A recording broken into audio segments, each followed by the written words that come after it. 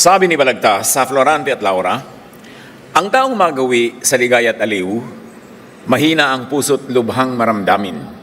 Inaakala pa lamang ang hilahil na daratni, di na matutunang bathin. Munting kahirapay, mamalakhing dala, dibdib palibhasay di gawing magbata. Ay bago sa mundo'y walang kisap mata, ang tao'y mayroong sukat ipagdusa. Napaka-lalim, pero mababaw naman talaga kung tutuusin. Madaling maintindihan. Dahil maraming pwedeng magbago sa buhay ng tao sa bawat sandali. Lugi ang hindi nag-practice mahirapan. Lugi ang hindi nasanay na magdala ng bigat. Kawawa yung pinalaki na hindi tinuruang humarap sa mga hirap sa buhay. Ang ating pag-aaral, bad news. Turuan niyo po kami, Panginoon, na mag-review ng mga katuroang dati na naming alam. Turuan niyo kaming bigyan ito ng mga sariwa, mga bagong application para lalong maging relevant sa aming pang-araw-araw na buhay ang iyong karunungang walang hanggan. Turuan niyo kami na harapin ang lahat ng mga dapat harapin sa buhay, lalong-lalo na yung mga tinatawag na bad news. Mangusap po kayo, palakasin niyo kami, paliwanagan. Sa ngalan ng iyong anak na si Jesus. Yung Maslow's hierarchy of needs, isang very basic idea na tinuturo sa psychology, proposes 5 levels of human needs. Namely, physiological or physical needs. Ito yung most basic needs for survival, including food, water, shelter, clothing, sleep, breathing. Yun ang pinaka-basic na need ng nilalang. Yung kanyang physical survival. And then, safety. You don't only want to survive a moment, but you want to be generally safe for a long time, for life, if possible. And then, pagka na-fulfill na yon, may mga tataas na mga needs. Our need for love and belonging. And then, our need for esteem. Na meron naman tayong dangal, self-respect, confidence, achievement, and recognition from others. It's a higher level of need, and then meron pang highest, self-actualization. The highest level where individuals strive to reach their full potential and become the best version of themselves. Kaya kailangan natin mag-survive, kailangan natin makalampas sa poverty para makarating tayo sa mas mataas na mga needs at ito ay matugunan yung kahulugan ng buhay, yung ating katuturan, halaga natin sa lipunan, sa kapwa, lahat ng ito. Meanwhile, bad news is mostly about loss or threats to loss, to having, to keeping, and enjoying any of these needs. Kung yun ang mga needs na kailangan natin sa buhay, ano ang bad news? Mostly, yung pag hindi natin yun nakamit, o nakamit natas na wala, o kaya natatakot tayong laging mawala ito, most of the bad news that we encounter in daily life has something to do with threats to those needs, or with the possibility that they might not be met. Kaya ang mahalaga sa pag-a-apply natin ng karunungan na nagmumula sa Diyos is to know how to counter losing or not having what you need. Paano natin haharapin, tatanggapin, at kung pwede, babaligtarin yung mga threats na ito sa ating buhay, mga banta na hindi natin matupad, makamit ang mga kailangan natin sa buhay. Proverbs 14:23, all hard work brings a profit. So to derive an application from that very verse, magsikap. Gusto natin na ma-minimize, mawala yung threat, na tayo ay maghirap, masaktan, malagay sa panganib, mabigo, kailangan magsikap. Sapagkat bawat pagsisikap ay may bunga na ibinibigay sa buhay. Hindi man agad-agad o hindi man buong buo ayon sa ating kagustuhan, hindi pwedeng ma-zero ang nagsisikap. Magsikap. Ecclesiastes 5:12, sweat and toil provide food and security. In other words, work. Work. Maraming mga tao, patuloy sila na threatened by such needs o hindi yun matupad kasi hindi nagtatrabaho o hindi tama ang ginagawang trabaho, hindi tugma sa kanyang mga talent, hindi tugma sa magbibigay sa kanya ng pinaka-maximum na bunga sa buhay. So dapat ina-analyze, you don't only work hard, you work smart. Sabi nga nila. Hindi ko mapagod na pagod ka, ibig sabihin may bunga na. Kasi may diskarte dapat ang pagtatrabaho at may timing. Ecclesiastes 9:10, anuman ang ginagawa mo ay pagbuhusan mo ng iyong buong makakaya. So ang solusyon din natin sa mga threat na ito, work very well.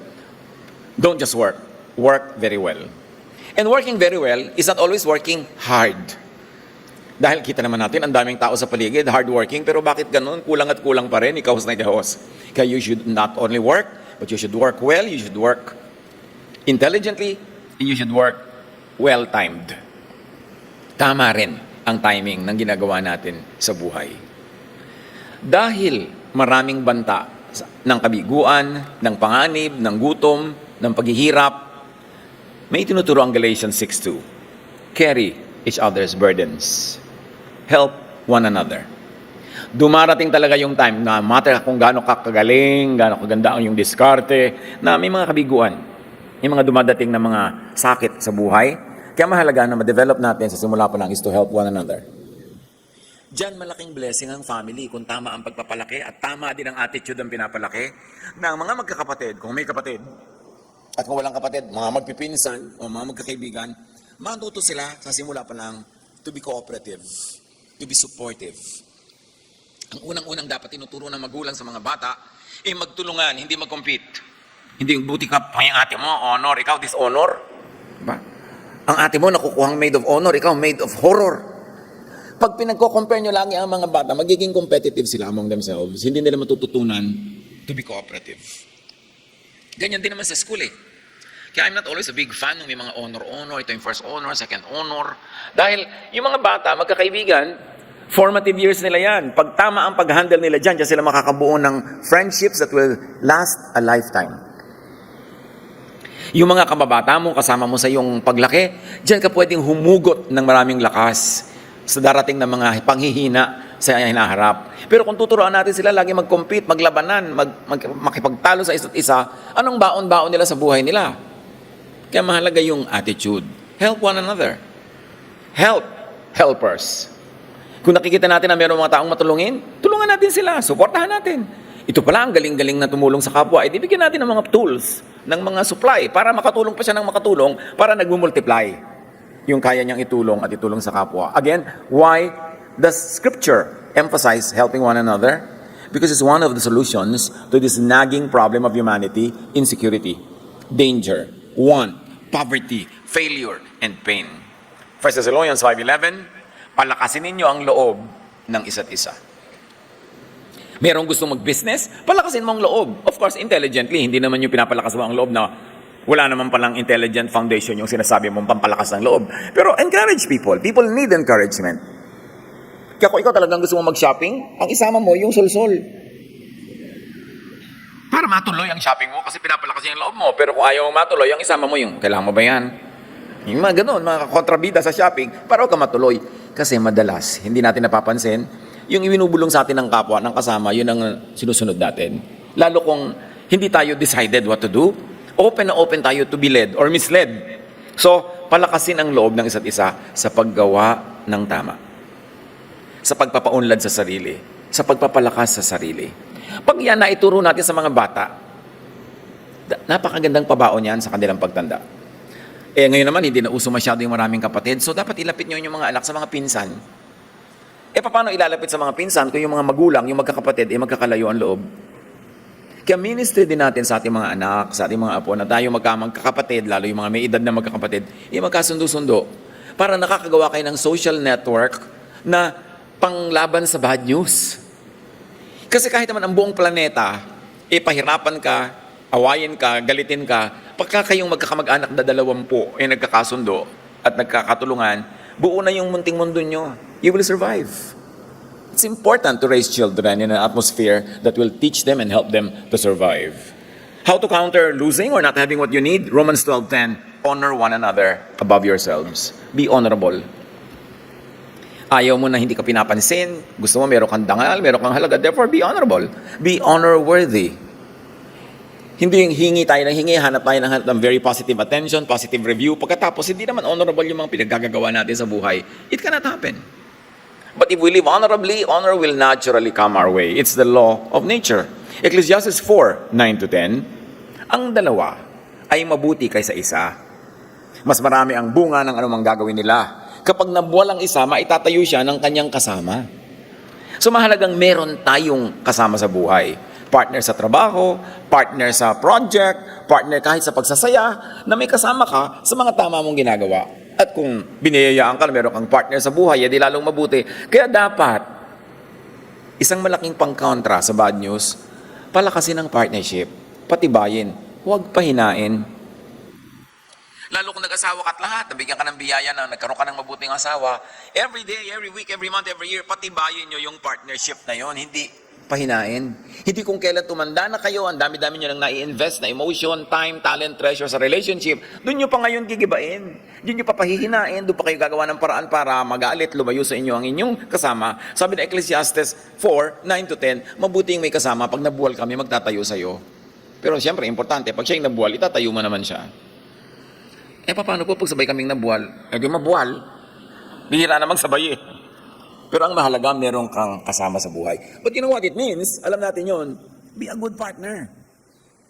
Be a good companion. Be a good friend. Be a good relative. Yan ang insurance mo against bad news. Hindi lang yung mga policy na nakasulat sa papel na binabayaran buwan-buwan. Because loving relationships, family, friendships, yan ang ating social security na totoo. Mahalaga din na-develop natin yan at itinuturo natin sa mga bata. Not to be individualistic, but to be oriented sa grupo, sa tribo, sa pamilya, sa bayan, sa humanity, kung gusto nyong palakihin yun. Kaya napakaraming failure sa mundo, napakaraming hinagpis. Kasi ang mundo, laban-laban. Gera-gera, away-away, imbes mag-cooperate. Samantalang more could be achieved by cooperation than by competition. So keep friends and partners. Yung romantic partner, isa lang ha. Pero yung partner sa iba't ibang project sa buhay, mabuting meron. At turuan natin ang mga bata to be good friends, to be good relatives, and to be good partners. Huwag natin siya turuan laging manglamang, laging siya ang panalo, laging siya ang may uwi-uwi ng prize. Kasi ang karakter niya masisira pagka gano'n ang attitude niya. Hebrews 10:25, huwag nating kaligtaan ang pagdalo sa ating mga pagtitipon. Of course, this is in the context of the church, the fellowship. Huwag kaligtaan. I have seen it all. Sa more than 4 decades of ministry, I have seen how so many people survive very hard times dahil sila ay in the fellowship. Kung paano napakaraming dumadamay sa kanilang paghihirap, pagdurusa, kasakitan, dahil sila ay nasa kapatiran. At dahil sila ay nakikikapatid. Kaya napaka-importanting pahalagahan natin ang pagsasama-sama. Lahat ngayon kasi na-online na, online Bible study, online worship, online everything, pero hindi naman online yung tulungan. Siyempre, pwede ka mag-Gcash din, di ba? Pwede ka mag-online help. Pero iba yung meron kayong emotional investment in each other, magkakasama kayo sa saya, and sometimes sa dusa, sa hirap, dahil doon tumitibay ang mga samahan. Again, aside from family, it's your spiritual family that is your best social security. Magtulungan. Importante na meron kang fellowship. Kaya natin bin-breakdown ang ating pagkalaki-laking bulwagan na libu-libong mga tao ang dumadalo. Pero gano'ng karami na ito yung nakakausap mo, nakaka-fellowship, nakakapalagay ang loob, nakakasama ka sa kanilang mga celebration at sa kanilang mga luksa din naman at mga libing. Kaya natin ginawa yung ating mga mini bulwagan. Para yung malaking bulwagan ma-breakdown into smaller groups where people can actually grow in their fellowship in a smaller setting. And even these mga mini bulwagan, we have broken down into mga sambahay. Para may mga maliliit pang grupo, bahay-bahay. Meron din namang online kasi marami mga tao. Nasa malalayong lugar, itong Pilipinang to, kahit isang Pilipinang nakatira sa isang village sa Norway, meron tayong mga online na mga fellowship. Para meron din naman siya kasama, karamay, maski online. Lahat ng yan ngayon, importante, hindi sila magkakalaban. They are all tools in trying to bring the fellowship to reachable levels. Bilang inyong pastor, ang gusto ko bawat isa sa atin, yung mga kapalangayang loob ng mga kapatiran.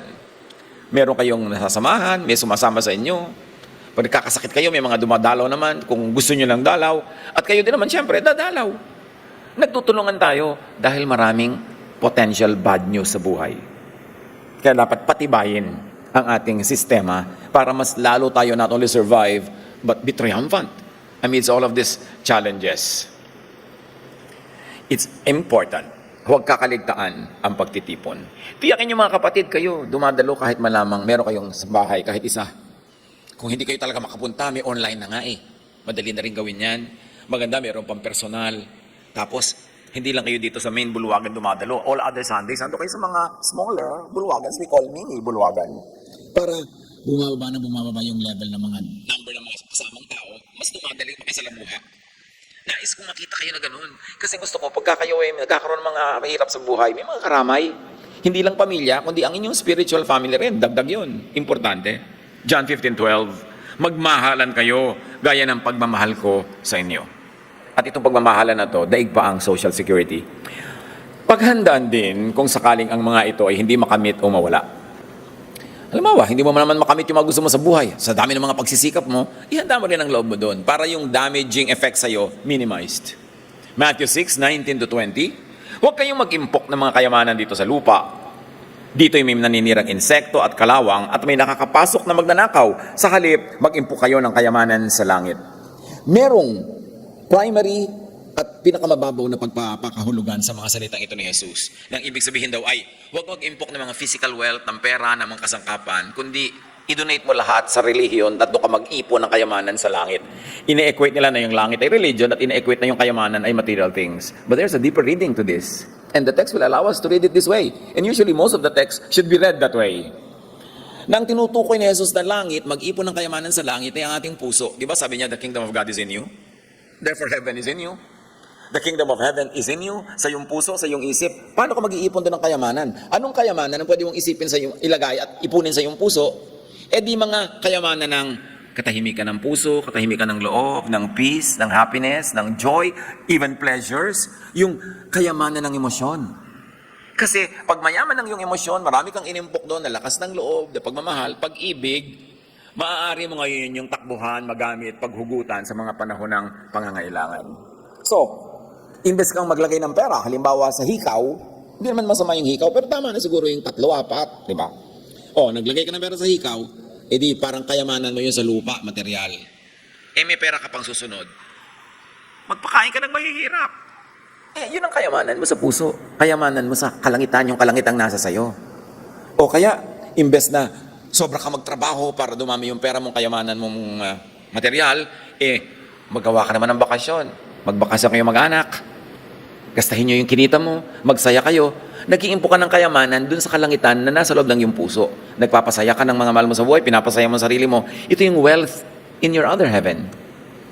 Kaya dapat binabasa natin ito sa ganung mas malalim na paraan para hindi tayong malimit lamang doon sa mga religious agenda na lagi na nating nakalakihan at pinapaulit-ulit. Maraming layers ang pagbabasa ng scripture. Parang kakanin na sapin-sapin. Maraming layers yan. Importante nating ma-appreciate. So, material, spiritual, and emotional wealth could be lost. All of that, material or emotional. So, dapat handa. Prepare your heart and your mind for the possibility of losing things. How can you prepare yourself for days of sadness na pwedeng dumating? Habang kaya mong pasayahin ang puso mo at puso ng mga tao sa paligid mo, gawin mo yon. Para pag dumating yung lungkot, may mawi-withdraw kang happiness sa account at matapos kang nag-withdraw doon, ang balance mo, happiness pa rin. Punuin mo ang iyong emosyon, ang iyong isip ng magagandang bagay, mabubuting bagay, para pag may mga dumadating na hindi mabuti ayon sa iyong panlasa, mag-withdraw ka na lang doon at may natira pa. Ano ang mangyayari sa isang tao na dinadatna ng patakot-takot ng mga dilubyo, pero wala namang naimpok na kaligayahan, katahimikan, kapayapaan ng loob? Saan siya mag-withdraw? Kaya may mga nagbe-breakdown. Kaya marunong din tayo dapat makiramdam. Ang dami ng pinagdaanan nitong taong to, sobrang hirap na ang dinanas. Pahirapan mo pa ngayon. Yung pagkakalitan mo pa, pahirapan mo pa ng loob. Didisiplinahin mo pa, hindi naman panahon ng disiplina, kundi panahon ng pag-aaruga. So ano nangyayari? Maraming mga tao na talaga nababasag. Kasi wala nang mapagkukuhanan. Kaya habang pwede tayong mag-impok ng kayamanan, material man yon, na pagkakailangan mo ng material din, may i-withdraw kang material na kayamanan, mag-impok din tayo ng emotional and spiritual kayamanan sa ating puso. Habang kaya natin. At yung talagang comparison, na huwag ka lang sa lupa mag-invest, kundi doon sa langit, yung mga pera mo, kung mapapasama ang mga relasyon mo, mapapaaway ka, huwag na lang, huwag mong i-invest sa material wealth, i-invest mo sa happiness, sa peace, sa kapayapaan, sa katahimikan. Yun ang put your money in heaven. Huwag magulat, huwag unprepared pag dumadating ang bad news na so-called. Dahil part talaga yan ng buhay. Paghandaan lang. At maglaan sa ating puso at isip ng puwang para sa mga pwedeng dumating na hindi natin gusto pero kailangan tanggapin dahil yon ang dumarating. Dapat handa. 1 Timothy 6:7, for we brought nothing into the world and we can take nothing out of it. So don't be too attached. Natural lang iwanan ng lahat at natural lang sometimes na maiwan ka, dumarating. Proverbs 23 verse 5, sapagkat madaling mawala ang kayamanan or kahit tao, ito'y simbilis ng agila sa paglipad sa kalawakan. So do not get too attached. Sa bagay o sa tao, don't get too attached. Sa Panginoon ka mag-attach ng todo-todo dahil yun ang hindi nawawala. Siya ang hindi nawawala. Ecclesiastes 5:10, whoever loves money never has enough. Whoever loves wealth is never satisfied with their income. So, love people. Use money to love people. Don't love money and use people to love money. Huwag baligtarin. Dahil yung kapayapaan, yung katahimikan, yung wealth in heaven, inandun sa pagmamahal sa kapwa. And a healthy level of detachment from material things. Practice, rehearse to live with very little of and even without things or even people. Yung mahal na mahal mo ang isang tao, lalo yung mga mag-asawa dyan, nagigising ka ng alas 2 ng umaga, tinitingnan mo yung asawa mo, tuwan-tuwa ka, nandyan siya. Pero di ba may takot ka rin na baka bigla siya sumakabilang buhay. Yan ang number 1 na bigat ng puso ng nagmamahal, yung takot na mawala yung minamahal. Pero alam naman natin talagang nawawala tayo sa mundong ito. Pero lumilipat tayo sa kabila. Kaya ang ganda nga sa Tagalog yan sumakabilang buhay. Pastor, namatay na po pala. Sumakabilang buhay. Ay, sumakabilang buhay na po pala ang nanay ko. Okay, tamo, di masaya ka pa. Dahil sumakabilang buhay na, pumunta na sa Panginoon. Yung sabi mong namatay, malungkot naman yung word. Kasi meron naman tayong eternal life. Namamatay yung katawan, pero hindi yung spirito. So dapat, no matter how attached you are to someone, mag-iwang ka ng buwang na darating ang panahon, siya o ikaw ay mauunang kukuhanin. So, ihanda mo ang loob mo dun. Hindi mo yun gusto, pero alam mong nangyayari yun. So dapat meron kang paghahanda. Para pag dumating, hindi shock. Hindi naman talaga nauubos yung shock na yan. Meron talaga at meron. Pero at least, hindi yung to the point na nagiba ka. Dapat may paghahanda. Handa ka na may tao dyan, handa ka rin na wala ka. Nakasama. Handa ka na mayroong mga kayamanan. At kahit ayaw mo, ay pwedeng handa rin ang kalooban mo kung mabawasan ito. O, in extreme cases, mawala. Tulad ng nangyari kay Job. Philippians 4:11-12. Alam ko kung paano maghikahos. Alam ko rin kung paano managana. Natutunan ko na ang sikreto kung paano masyahan sa anumang kalagayan sa buhay. Yan ang taong secure. Yan ang taong hindi kayang gibain ng bad news. Kasi pinaghandaan, nakalaan ang kalooban, at lalo na kung may practice. Kaya isa sa mga pinakamatalinong pagpapalaki ng mga bata, practicein silang mahirapan. Napapansin nyo ba, especially kung may edad-edad na kayo, at marami na kayong range of time to study people, most often, not always, ang mas mabubuting anak, yung mga laki sa hirap. Kasi sanay sila, alam nilang ibig sabihin ng mahirapan, therefore meron silang sensitive spirit. Pero pag pinalaki mo sa sarap, minsan yun namang hindi marunong tumanaw. Minsan yun ang insensitive. Kaya kailangan may practice. Kahit kayo may mga batalyon-batalyon na house staff, bibigyan nyo ang mga bata ng household work. At pag nyo sabihin household chores, parang negative agad Sabi nyo, household pleasures. Anak, anong household pleasure mo ngayon? Maghugas po ng plato. Wow, sige, enjoy it. Kahit hindi kailangan dahil may ibang gagawa, hindi kailangan ng bahay nyo, pero kailangan ng bata na meron siyang duties. Meron siyang pananagutan. Meron yung napakalaking bahagi sa character development. Tingnan ninyo yung maraming mga lumaking hindi naghugas ng plato. Hindi naman lahat Pero tingnan nyo, bunga. Importante na gumagawa ang tao. Siyempre, hindi lang naman paghugas ng plato pinag-uusapan natin. Mga pananagutan sa buhay. Strengthen. Fortify your heart and mind. Palakasin at ihanda ang loob. Kahit nagsa-enjoy kayo mga anak nyo, may bakasyon kayo, meron kayong tour, o kumakain kayo na masarap, lagi nyo silang gawing sensitive to others. Yung ang sarap na kinakain nyo sa restaurant, tapos makikita ng mga anak nyo na ino-order nyo ng pauwing pagkain yung waiter. Bawa, matanong mo yung waiter, anong paborito pagkain ng mga anak mo, ng asawa mo? Among mga pagkain dito sa mesa. Ay, yung po ganyan. Tapos o-order ka, take out, yung pala para sa kanya. Nakikita ng mga anak nyo na nagkikare kayo sa iba, hindi lang kayo marunong magbusog sa sarili, kundi iniisip niyo rin yung mga hindi nabubusog o yung mga kinukulang. Sila ngayon nagkakaroon ng puwang sa puso nila sa paghihirap. Kahit hindi nila sariling paghihirap, pero nagigising sila na may paghihirap sa mundo. At dapat tayong may gawin para rin maibsan, para rin matulungan. Ganun ang pagpapalaki sa bata. Hindi tuturuan mo siyang maging mapagbataas, malaki na parang napaka-privilege nyo. Yung buti pa kayo, yung iba, wala. Hindi ganon. Yung meron kayo, salamat, bibigyan natin yung iba dahil sa abot kaya natin, tutulungan natin sila. Yung pagpapakamagulang, ipe-prepare nyo ang mga bata for bad news. Kasi hindi kayo laging nandyan para sila i-shield from bad news. Darating at darating ang panahon na sila lang magpa-process noon. Naturuan ba? Nasanay ba? Kaya tayong lahat dapat maglaan ng lugar para sa bad news. So-called bad news. Kaya natin inalagay sa quotation eh. Kasi ang totoo, wala namang totoong bad news. Wala namang bad weather. Kaya sa mga newscast, napakasama po ng panahon. Ha? Paano naman nagkaroon ng moralidad ang panahon? Ba't hindi naman sabing malakas po ang hangin, malakas ang agos, anong sabing masungit po ang panahon? Binibigyan mo ng ganong human qualities yung panahon, hindi na-judge mo tuloy. May magandang panahon, may masamang panahon. Lahat ng panahon galing sa Diyos. Kahit kayo makidlat-kidlat yan, nare-recharge yung mga electron sa hangin, kailangan natin yan.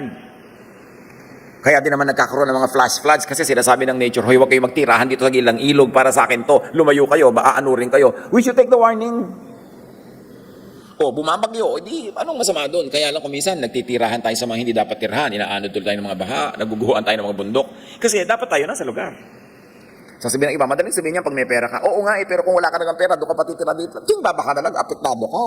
Lagi ka na lamang nagpapagawa, lagi ka nagpapaayos. Kaya we should learn. Nagtitiki ko dito sa ating bayan, hindi naman nauubos ang bagyo. Halos, maraming bagyo. Ba't hindi tayo mag-develop ng architecture na bagay sa bagyo? Tulad ng mga bahay sa Batanes, tapos sadly, marami pang old structure sa Batanes na iba na nagiging modern. Storm resistant nga yung structure nila eh. Yung lagi dinadaanan ng bagyo, ba't yun natin yung pa rin ng bubong? Lagi tuloy dililipad. Ba't hindi natin ito ibahin? Ba't gawin tayong mga building codes na resistant sa storm? Napakahalaga. Pagkatapos gumawa tayo ng mga evacuation center, sige, pero basketball court, walang banyo. Gagawa ka dapat ng mga evacuation center, maraming banyo, maraming kusina, para pwede magluto yung mga tao doon, magbanyo, maging komportable. Dahil anong gagawin nila sa buhay nila? Kaya ayaw tuloy tumuroy sa mga evacuation centers, ayaw iwan yung bahay nila kahit inaanod na. Kasi ano yung pupuntahan? Hindi naman talaga handa. Dapat tayong matuto para yung bad news mamitigate, mapaliit natin yung negative effects sa buhay natin. And we can begin with our own individual houses. Gawing storm resistant, lalo kung dinadaanan kayo ng bagyo. At nung araw naman, yung hindi dinadaanan, ngayon dinadaanan na eh. Nag-iiba-iba. Tapos ay, nagagalit ang Diyos. Paano nagalit ang Diyos? So nagagalit ako sa inyo, ilulubog ko kayo sa baha. Ganon. Anong uri ng pagpapakilala sa Diyos yun? The planet is fixing itself, adjusting to all the happenings. Napakaraming beses na yung mga yellow sa north and south walay natunaw, nabuo. Kaya lang, ngayon lang tayo ngayon nandito para natin makita. Pero all throughout time, balik-balik lang yan. Sabi ni Solomon, nothing is new under the sun. Everything that happens now has happened, and it will happen again. Paulit-ulit. Cycles, natural cycles. Ang trabaho natin to mitigate the bad news, adjust. Respect nature. Huwag yung magpapakasal po kami sa June. Tag-ulan yan, iha. Ipag-pray po natin hindi umulan. Ikaw na lang mag-pray. Itinakda na nga ng Diyos yung tag-ulan, papakailaman ko pa yung Diyos. Ba't hindi mo nila iba yung schedule mo? Tag-ulan, inaasahan na magsasakang uulan dahil yung bukid ito tuyo, gusto lang magtanim. Ikakasal ka lang, gusto mong ipahinto ang weather? Nangyari na sa atin yan, pinagpipilitan talaga. Yung, eto na, umuulan na 2 days before, 1 day before. Sige, tanong yung ikakasal ko, ipapasok ko sa loob yung venue kasi ito mang bride, gusto pa sa gubat. Tagulan. Eto na, day of the wedding, umuulan pa rin sa umaga, tik-tik na ulan. Alam nyo, yan yung maliit na ulan na hindi titigil yan. Tawagan nyo, ilipat na sa venue habang may oras. Ayaw pa rin, pag-pray pareho. So, huwag kayo mag-pray.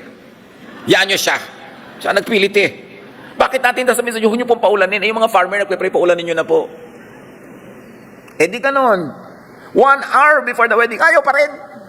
Ayaw tumigil ng ulan, so wala silang oras. Inilipat na lang sa loob nung may bubong na gulo-gulo. Kasi bakit ka lalaban sa panahon? Tapos tatawagin mong bad weather. Bad timing ka. Yun ang dapat mong isipin dyan. Kaya napakalaki sa akin yung issue yung pag may magpapakasal, tapos tag-ulan, mayroon pa tabig dagat. Dumadating yung bride, akala mo vinta yung belo niya dahil tinatangay sa Diyos ko, huwag niyo po tangayin itong babae ito sa hangin. Dahil ang lakas, ang laki-laki ng belo. So, bakit ganun? kailangan mag-adjust ka para minimize ang bad news. Kailangan handa tayo. So huwag na tayong maunang sumuong sa panganib, tapos magpe-pray tayo habang nandun na sa panganib, natanggalin yung panganib.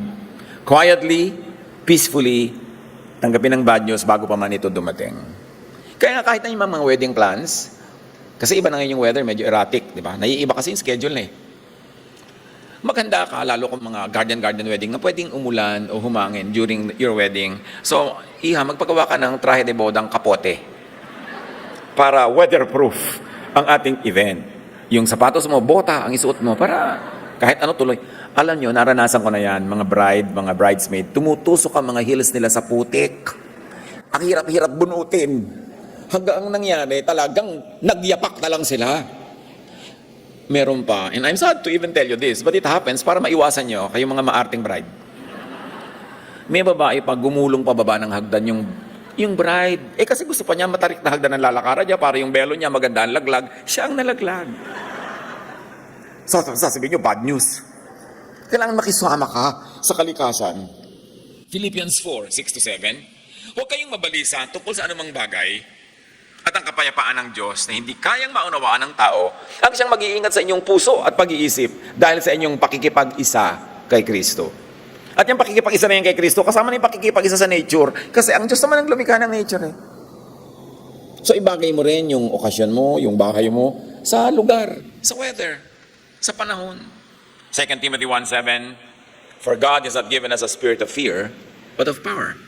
And the spirit of power entails having a spirit of wisdom. Kasi pag wise ang ginagawa mo, you are standing on solid ground, you have power. How to be spiritually powerful? Sinasabi ng mga pag-aaral, limit exposure to negativity. Excessive exposure to negative news can be detrimental to your mental health, according to researchers, at nandiyan yung reference sa taas blue. So, reducing negative stimuli can improve overall well-being. Kaya mag-ingat-ingat kayo sa social media. Mag-ingat-ingat tayo sa lahat ng online kasi ang dami diyang negativity. Sobrang dami. Magbasa ka lang ng comment, may ang gandang nangyari. Yung mga comment puro negative, malulungkot ka eh. Pag nagbasa ka, magagalit ka, may inis ka o magtitirintas ka. Nakatingin ka sa langit. Kahit nasa loob ka ng kwarto. Kasi nga, ang daming negative. Bawas-bawasan nyo ang pagpasok ng negative ideas sa inyong isip. Ideas of anger, of criticism, of gloating over people's failure, of chismis, of celebrating scandals. Tanggalin nyo yan sa buhay nyo. Kasi may effect yan. May effect. Hindi nyo lang kuminsan laging napapansin. Now, why prepare? Because people could be lost. Kuminsan, sila mismo ang umaalis. Minsan naman, sila ang kinukuha ng tadhana. In any case, dapat meron tayong paghahanda sa ganyan. Ecclesiastes 3:1-2. Ang lahat sa mundong ito ay may kanya-kanyang panahon. May kanya-kanyang oras. Ang panahon ng pagsilang at panahon ng pagkamatay. Dapat handa din tayo, kahit man lang sa kaloob-looban ng ating isip, sa ganong posibilidad. Because things like that happen. How to prepare for bad news? Prepare your heart and your mind to eventually lose people. Whether they leave us intentionally or they are taken away. Prepare your heart and mind to possibly lose people earlier than anticipated. Kaya mahalaga, mahalin mo na ngayon kasi hindi ka sure na nandyan ka pa bukas para mahalin siya o nandyan pa siya bukas para tanggapin ang pagmamahal mo. So gawin mo na ngayon para hindi ka regretful pag nangyari. Isa sa mga pinakamabibigat na damdamin pag mayroong yumao sa kabilang buhay, yung may regret ka, na iniisip-isip mo, you could have done more, you could have loved more, you could have taken care of the person, tapos wala ka na magagawa, yun ang mabigat. Iiwas nyo ang inyong mga sarili sa ganong pagsisisi. Gawin nyo na ang lahat ng pwedeng gawin para kung dumating ang panahon na siya ay kinuha na sa kabilang buhay, malungkot ka lang dahil namimiss mo, pero wala kang daladalang pagsisisi. Ngayon, kung mga nangyari na o nawala na, nagsisisi ka ngayon, ano pang magagawa mo ay wala na, so move on at magmahal ka na lang ng ibang nandyan pa. Doon ka na lang bumawi para ka makabawi. Apply this your own way kung paano ihahanda ang puso. John 16:22, now is your time of grief, but I will see you again, sabi ni Jesus, and you will rejoice, and no one will take away your joy. And the beautiful thing about eternal life is that those who are in the Lord are kasama sa usapang ito. So yun ang pinakamagandang paghahanda. Maghanda tayo sa kabilang buhay, manalig kay Jesus, tanggapin ang kanyang mga katuruan, ipamuhay ito, umibig sa kapwa, and then, when you are taken away, meet your God face to face. Yun ang importanteng nagpapatining ng ating loob, nagpapatahimik ng ating puso. 1 Thessalonians 4:13, nais naming malaman ninyo ang katotohanan tungkol sa mga namatay na upang hindi kayo magdalamhati tulad ng mga taong walang pag-asa. Sabi, dapat alam nyo na may pag-asa kayo. Kung kayong mauna, silang mauna, may pag-asa tayo lahat na nabubuhay na merong eternal life. Dapat meron tayong eternity mindset na dumadaan lang tayo sa mundong ito. Hindi talaga tayo taga rito forever. That when we die, the spirit returns to God, the body returns to the ground. So when the body is being buried under the soil or being cremated o anuman ang proseso ninyo ng pag-handle sa katawang inaiwan ng yumao, hindi kayo masyadong malungkot na siya yun. Kasi hindi siya yun. Siya ay ang kanyang espiritu. And the spirit departs from the body and returns to the Lord. Malungkot talagang isipin, ayun ang nanay, pinapasok ko sa ilalim ng lupa. Hindi yan ang nanay nandun na sa piling ni Jesus. Yan yung baro ni nanay na hinubadnan niya. Sad tingnan, pero dapat overly sad. Dapat naiintindihan mo ang relasyon ng mga bagay-bagay, lalong-lalo na yung pagkakaiba ng espiritu at katawan. Katawan lang yung, actually hindi naman namamatay yung katawan nare-recycle. Bumabalik sa lupa, nagiging minerals, di ba? Bumabalik sa kinakain ng papaya, naugat ng papaya, di ba? Nagkakaganito, nagkakaganon. Pero hindi siya yung nanay mo, siya lang yung katawan. Pagka tayo namamatayan, alalahanin natin yon. Yung hindi siya yan. Wala na siya dyan. Parang yung mga babae nagpunta sa libingan ni Jesus, sabi ng anghel, He is risen, He is not here. So dapat din pag may taul, may malaki doon po, grabe lang. Sabi ng nanay, I am not here. I have risen with the Lord. Hindi yung sobrang katuloy na ninimdim pagka-attach ka doon sa material, doon sa body. Have a deep, anchored, stabilizing understanding of eternity and eternal life. We are spiritual beings. Understand eternal life in theological terms, and if you like to add, understand eternal life in quantum terms. Kasi napakaraming tanong na hindi masagot ng theology na nasasagot ng quantum. At kung magiging masaya kayo sa mga sagot na yun, edi mabuti, nakinabang kayo at sumaya kayo. Kung ayaw nyo naman, di wag. Pero mabuting buksan ang ating isip sa maraming mga paraan ng pag-unawa sa the same thing. Practice, rehearse to live with it. Very few people, and sometimes even without other people, because it can happen. Huwag iasa sa iba ang iyong ligaya. Dapat ikaw ang gumagawa ng iyong ligaya sa tulong ng Panginoon. Kung may mga nagvo-volunteer, merong ready, willing, and able tumulong, edi good. Paano kung wala? Alam nga namang maglupasay ka dyan. Pick up your life and move on. Galatians 6:5, for each will have to bear his own load. Yun ang katotohanan ng buhay. Kanya-kanya tayong pasan ng mga naka-assign sa atin o nahulog sa atin ng mga pasanin. Nakakatulong-tulong lang tayo, nakakapagpagaan, but it is the primary player who will carry the load. So dapat ihanda natin ang ating loob at ihanda natin ang loob ng ating mga anak, mga apo, para hindi sila gumuho pag nagdala sila ng load. Spending time with friends and family is one of the most effective coping strategies sa bad news. Kaya yung mga lamayan, yung may mga lamay dyan, may wake dyan, I prefer to see a lot of socialization ng mga pumupunta doon. Less religious services. Kasi puro religious services, oras-oras, araw-araw, gabi-gabi. Yun din naman nang yun ang madidinig mo, wala naman bago, may bago ba? When you heard 3 or 5 funeral messages, you've heard them all. Recycle lang lahat. Tapos yung iba pa darating, ay, may service, mamaya na tayo bumalik. Kasi ano nila dumalo? O kaya, may service na, alisan na tayo, baka tayo abutan, mahaba yan. No? Takbuhan na yung mga tao. Kung ang lamay yung mga kwentuhan, nagkikita-kita kayo ng mga magkakamag-anak, mga magkakaibigan, yun ang meron talagang relief, yun ang meron talagang comfort, yun ang meron talagang therapy. Kaya lagi kong sinasuggest, pag dumadating ako sa mga lamay, makikialam ako ha. Sige po, pastor. Pastor ka kasi, pinapayagan ka makialam. Pagharap-harapin niya mga silya na yan, huwag magkakatalikuran. Pagharap-harapin niya ang row 1 and row 2, row 3 and row 4, para yung mga uupo dyan, nagkukwento, ang hirap-hirap ka, domingo, nakikipagkwento ka, nakaganon ka, di ba, gano'n sa mga punerarya. So, even the architecture and even the arrangement of the chairs will affect your coping. Lahat tayo siyempre namatayan, nakakaroon tayo ng comfort na pag-usapan yung mga buhay natin together with the departed or among ourselves. So we should encourage a lot of that sa mga funerals.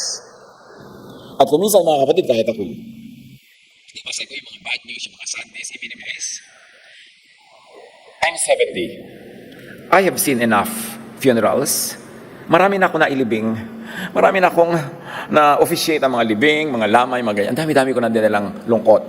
Kaya ngayon, as much as possible, I say, graduate na ako sa mga lungkot overload, so excuse na muna ako sa lamayan. I send my prayers and my love, and the flowers even. Pero gusto ko magpahinga muna sa ganyang mga lungkot. So hindi lahat ngayon ng mga patay pinupuntahan ko. Hindi dahil I don't care, but because I have to protect myself from sadness overload. Kakalibing ko lang ng isa kahapon, may libing na naman, meron ko bukas. I mean, it will find a way of affecting people, no matter how religious you are. Kaya kailangan pinoprotect mo rin ang sarili mo sa ganung mga bagay. Kaya uunawain niyo rin yung mga kapwa. Na kung minsan ayaw na nilang tumingin doon sa kabaong kasi nakakalungkot. O kaya sabi mo, ay, bakit nangingitim yung kuko? Yung kung ano-ano pa pag-uusapan ng mga nakatingin doon eh. Kaya yung iba ayaw nilang tumingin, huwag niyo nang pili, halika, tingnan mo ang nanay. Hug mo si nanay. Huwag na, kung ayaw tumingin, hayaan niyo kasi may kanya-kanya tayong paraan ng coping eh. And prevention of too much overload. Napakaraming pasanin sa buhay. Dapat nating ma-master yung pagpapagaan. Hindi lang ng dala natin, kundi ng dala ng kapwa. So, mahalaga, lalo sa mga difficult times, have company. Which of course teach us to make and keep friends. You cannot make old friends. You can only keep them or lose them. Isang napakalaking kamalian to quarrel with old friends. Makipagkasira with old friends because hindi ka na pwedeng gumawa ng old friend.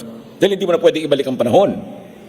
Pwede kang magsimula ngayon ng new friendships, pero it will take 10-20 years para mo masabing old friend. Buhay ka pa noon, pagdating noon, nawa. So, huwag tayo makikipagkagalit sa mga old friends. Magpalampas, magpatawad. Sa mga, lalo ka mag-anak, kapatid, yan ang oldest friend mo, yung kapatid mo. Sabay kayong lumaki, pagkatapos siya pa yung number 1 mong kaaway na mortal. Dahil ang dami niyong ginawa against each other sa habang panahon. So, lahat ng dapat yan, malampasan natin. Para lumakas ang ating loob, ang ating damdamin in processing the many bad news that may still come yet. Allowing oneself to feel and express emotions is crucial, sabi ng mga studies. This can include talking about the deceased, sharing memories, or engaging in creative outlets like writing or art. Malaking bagay na napoprocess natin yung grief when people are taken away. So let it out, express your emotions. Meron naman, bakit ano itinuturo ng relihiyon? Huwag kang iiyak, Christian ka. Huwag kang magpapakita ng lungkot, Christian tayo, nandiyan ang mga sister. Ano? So kung mo Christian ka, hindi ka malulungkot? Magsasaya ka dahil namatay yung nanay mo? Dahil Christian ka? Anong uri ng katuruan yun? Si Jesus nga, wept. Ikaw pa. Minsan, nasa isa akong libing, yung mga namatayan, alam kong pigil na pigil. Sabi ko, lumapit ako. Sabi ko, iyak. So, napatingin sa akin, pwede? Siyempre, iyak. Naku po, magulgol. Yung mga kapatid, naghagulgulan na lahat. Yun naman pala gusto nilang gawin lahat, nagpipigil lang dahil nandun ako. Imagine, nandun ka, yung mga tao, pipigilin ng emosyon nila dahil huhusgahan mo sila na makasalanan, mahina ang espiritualidad. What religion damages? Diba? That kind of humanity. Weep if you have to weep. Because Ecclesiastes says there's a time to rejoice and a time to weep. So let it out. Express your emotions. Studies also say that engaging in activities that honor the memory of a loved one can be therapeutic. Kaya mga iba nagtatayo ng mga foundation, nagaganyan, gumagawa ng mga pang-alala sa mga yumao. Prestige, honor, and all those high-sounding things could be lost. That could be bad news if you are not ready. Prepare your heart and mind for the possibility of not having, or not even receiving, or losing prestige, honor, importance. Kung nagkatikim ka ng konting prestige, konting honor, tapos nawala, edi sa pasalamat ka, at least naranasan mo. Kung hindi mo pa nararanasan, edi handa mo ang sarili mo, gawin mo deserving ang sarili mo, at kung hindi mo pa rin maranasan, maghintay ka. Pero dapat hindi mo siya sobrang pahalagahan. Luke 14:8-9, turo ni Jesus, kapag inanyayahan ka sa isang kasalan, huwag kang uupo agad sa upuang pandangal. Baka may inanyayahang mas kilala kaysa sa'yo. Baka lapitan ka na nag-anyaya sa inyong dalawa at sabihin sa'yo, maaari bang ibigay mong upuang yan sa taong ito? Sa gayon, mapapahiya ka at doon ka uupo sa pinakaabang upuan. So, huwag mong bigyan yung sarili mo ng halaga. Hayaan mong iba magbigay nun. Para hindi ka napapahiya kung hindi ka suportahan sa iyong self-glory. And do not get too attached to prestige. Icing lang yan. Hindi yan yung cake. Kung nagkaroon ka ng prestige, pamisa-misa, hindi salamat. But don't destroy relationships para ikaw yung magka-prestige above others or at the expense of others. Again, ang pinakamahalaga pa rin to prepare for bad news is to have strong relationships. Hindi prestigious positions.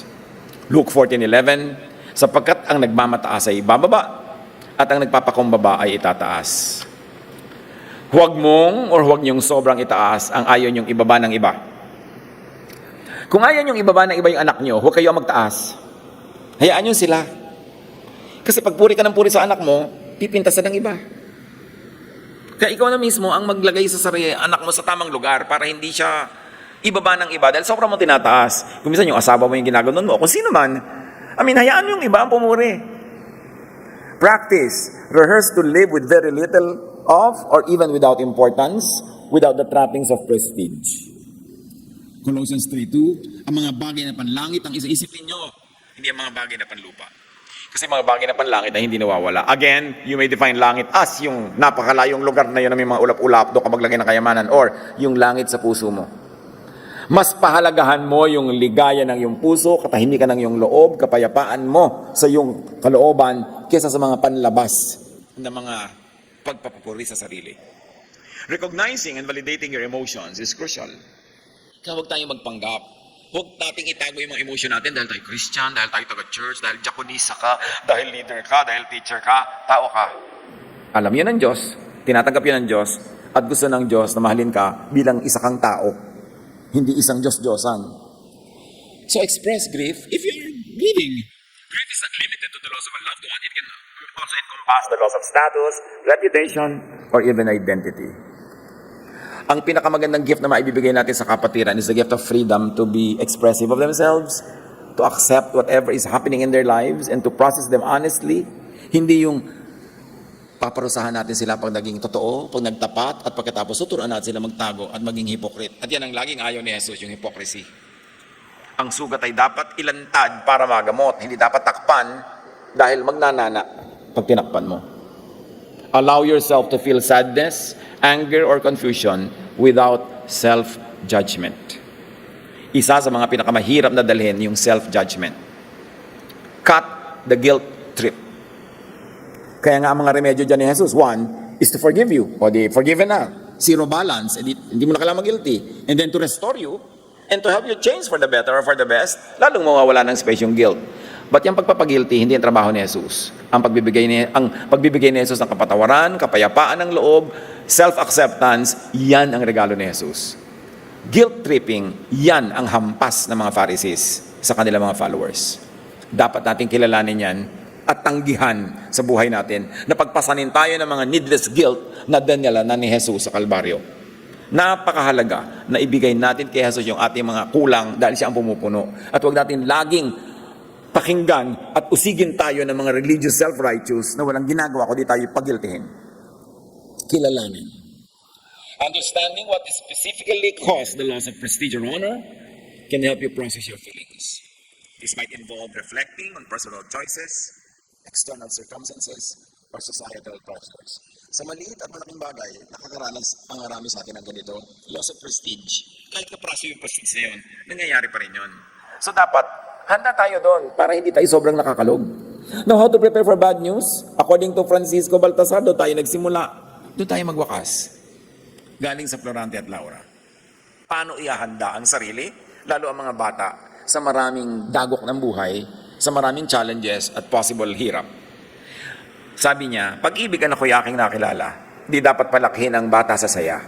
So ang tunay na pag-ibig sa anak ay hindi pag-spoil na lagi na lang siya masaya. At sa katuwa ay kapag namihasa, kung lumaki walang hihinting ginhawa. Pag sobrang sanay, sasaya lang, hindi yan magiging comfortable pagdating ng araw kasi hindi siya equipped. Sapagkat ang mundo'y bayan ng hinagpis, mamamaya'y sukat tibayan ng dibdib. Ang laki sa tuway walang pagtitiis, anong ilalaban sa dahas ng sakit? Ano nga naman, wala kang inoculation, wala kang preparation for infection, so ang dali-dali mong ma-infect. Sabi ng Proverbs 13:24, the one who loves their children is careful to discipline them. In Proverbs 22:6, start children off on the way they should go, and even when they are old, they will not turn from it. Sanayin na ang bata sa maganda niyang lalakaran, at paglaki niya, kahit hindi ka na kumibo, hindi ka na magnag dyan, instilled na sa kanya yon. Yun ang magaganap. Kung lumihis man konti, pero may siyang major trajectory na naituro mo na nung bata pa. Sabi pa ni Balagtas, ang context kasi ng tula na ito ni Balagtas, si Florante, batang prince na ipinapadala sa boarding school in a faraway kingdom. Ayaw ni Florante, dahil spoiled siya sa kanilang palasyo, prinsipe siya doon, lahat ng gusto niya nangyayari. Sabi ng tatay niya, hindi ganyan. Ipe-prepare kita sa tunay na buhay, so ipapadala kita sa malayo para ka matuto. Ang taong magawi sa ligaya at aliw, mahina ang puso't lubhang maramdaming. Inaakala pa lamang ang hilahil na darat may di na matutunang bathin. Hebrews 12:11, no discipline seems pleasant at the time, but painful. Later on, however, it produces a harvest of righteousness and peace for those who have been trained by it. Patuloy ng Florante at Laura, yun daw bata na lumalaki sa sobrang sarap, para ng halamang lumaki sa tubig, dahoy nalalanta, munting di madilig. Ikinaluluoy ang sandaling init, ganyan din ang pusong sa tuway maniig. Matthew 13:6, but when the sun came up, the plants were scorched, and they withered because they had no root. Siyempre, yung water plant nakababad sa tubig, konting matuyo yung tubig, tuyo na rin siya. Ang bata rin na nakababad sa saya, sa ginhawa, konting hirap, luoy na. Munting kahirapay, mamalaking dala. Oo nga naman, ine-exaggerate nila, konting hirap, sobra na, hindi na kaya. Dibdib palibhasa, hindi gawang magbata. Ay, bago sa mundo'y walang kisap mata, ang tao'y mayroong sukat ipagdusa, kaya dapat ready ka. Every turn, there's a possibility of bad news. Ang laki sa layaw, karaniway hubad sa bait at muni. Sa hatol ay salat. Masaklap ang bunga ng maling paglingap, habag ng magulang sa irog na anak. Proverbs 19:18, discipline your children, for in that there is hope. Do not be a willing party to their death.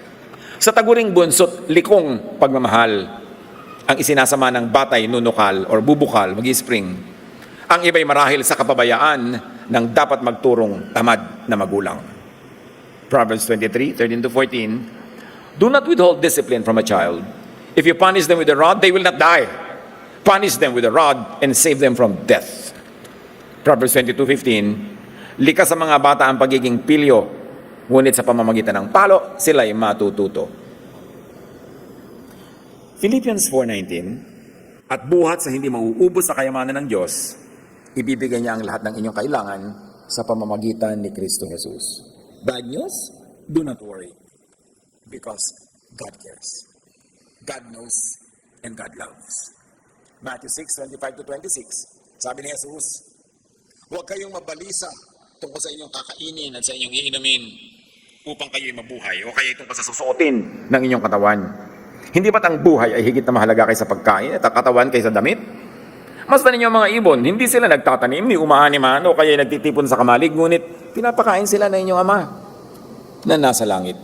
Hindi ba't higit kayong mahalaga kaysa sa mga ito? Turuan niyo po kami, Ama, to live triumphantly, with power, with energy that comes from you, not in fear and not with fear. Turuan niyo po kami, Panginoon, na kung dumarating yung tinatawag na bad news, ay buong katapangan, buong kalakasan naming maharap at maprocess. At bago dumating yan, ihanda namin ang aming loob, ihanda namin ang loob na aming kapwa, para kung sakaling datnan kami ng mga ganitong bagay, kami matibay, kami handa, at kami ay mananaig.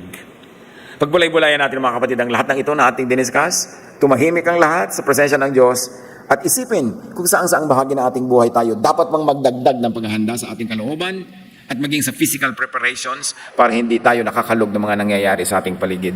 Ama namin sa langit, patuloy niyo po kaming dagdagan ng kaliwanagan at karunungan para mai-apply sa buhay ang mga bagay na ito. Be at peace with the Lord. Spend your time in silent reflection.